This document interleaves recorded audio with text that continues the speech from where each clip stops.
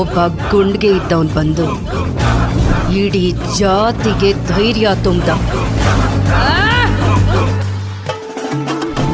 ಥೂ ಅನ್ನಿಸ್ಕೊತಿದ್ದ ಕಾಗೆಗಳು ಕೈನ ಕತ್ತಿ ಹಿಡ್ಕೊಂಡು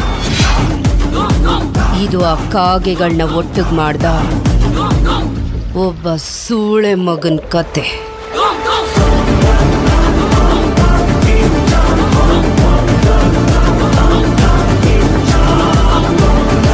ನನ್ನ ಮಗ ನಾಯಕನಾದ ಕತೆ.